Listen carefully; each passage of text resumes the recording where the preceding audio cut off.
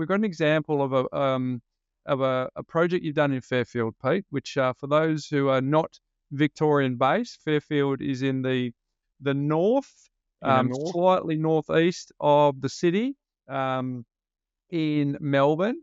It's a highly desirable area. It's got Beautiful area.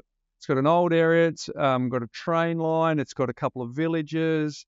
So it's a magic little part of the world. But Pete, let's talk to the first thing that we notice on the visuals is we've got two side by sides, but importantly the facades don't look the same. Can you talk to us about that and why that's important? Yeah, true. And that's a type of approach. You see a few of these, which they are mirrored images, and not to say that isn't a way to go, but definitely this design and this approach in Fairfield, you guys know supply and demand, right? So if you've got two sitting there, they're exactly the same. You've got not to say an oversupply, but you have got a higher supply than having one of each. So to allow people to have their own one of one home in this desirable location is not a bad approach, we thought.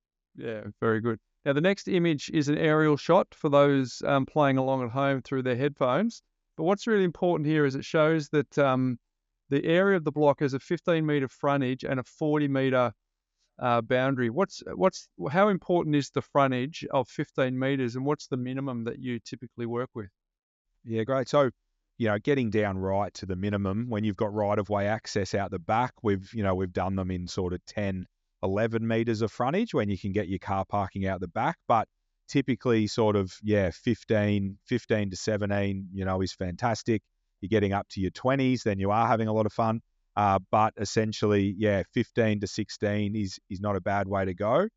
In that particular area, it's a general residential zone, so those type of developments using your width there is quite encouraged. Okay, so that's something that people need to consider. Now, when we go to the floor plan, Pete, there is elements of the floor plan that is mirrored, but not all of it. Like on one of them, on the north side of the site, you've got a pool, and the one on the south side, you don't have a pool, and there's some differences in the orientation on the floor plan. So what was going on here for this client? Were they building it for two owner occs, or were they building it for investors, or a bit of both? Yeah, so no, strictly investors, these guys.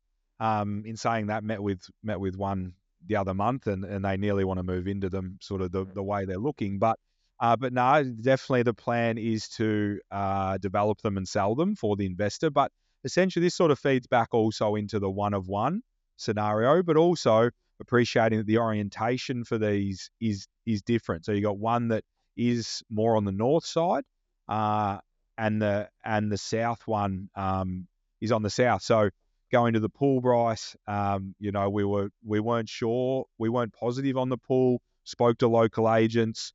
Our comparable sales, some of them had a pool, some of them didn't. We decided to hedge our bets, and essentially one pool, one bigger backyard. So, some people appreciate the pool. Obviously, we live in Melbourne, so, I'm a pool. That's right. I'm a pool type of guy myself. But in saying that, not everyone is, and some people would appreciate the patch of grass to have a kick of the footy and that sort of stuff. So we hedged our bets there, and hopefully we find a buyer that's dead set on a pool and one that's keen on the backyard. Gotcha. All right. Well, let's go to the numbers on this as we wrap this up. So, I'll rattle off some numbers here, Pete, and then we could maybe talk to it. But purchase price was 2.125 million. Yep. Stamp duty and all the legal adjustments was just under 120. So the total acquisition was 2,243,375. So let's call it almost 2.25 million. Then you call them the soft costs. So there was planning, project management, which came to about 316,000. Yes. And then the build cost was 2.16 with some contingency. So all up, the total construction was 2.2 million. So if we have a look at acquisition was 2.25, just under. Soft costs were just under 320,000, and total construction costs were just over 2.2 million. So the total cost of the project was 4.762. A bit of interest that needed to be paid, 166,000. So all up, okay, this is the number that people need to remember, was 4.929 million, almost 5 million, right?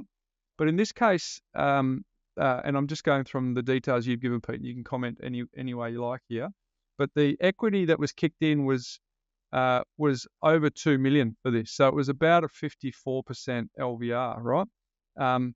And then as you worked out the figures, you did a pessimistic figure, a realistic figure, and an optimistic figure. And I appreciate it might not be on the screen in front of you, but the pessimistic started at 24.8. The optimistic was 38.1%, and this is return on equity, not return on the investment.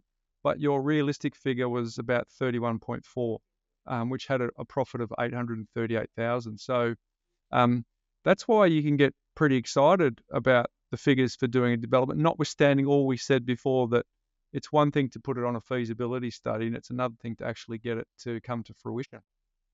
Yeah, for sure. And yeah, spot on, Bryce. You've nailed that for the audio people. That should be reasonably clear. But essentially, the gold in this one was being in an area that will essentially really come for these properties. That's probably the main thing. What we find is you go further out of town where that demand just isn't really that hot, you just simply won't get your resale value. So like you guys said earlier, circa 5Ks from the CBD of Melbourne. I think it's, a couple hundred meters from Fairfield train station, a street back from Station Street, Fairfield. It's quite a very desirable location, and that's why it's going to go really well. The team's done an amazing job with managing, this development, achieving a great planning permit. The build will be of a really quality nature and high spec, which hopefully, I think we're a few months into the build. By the time this finishes next year, hopefully we've seen maybe a rate cut or two, boys. And then this one can really live in that sort of optimistic space, which is sort of really getting up around your sort of 40% return on equity. Annualize that, you're circa.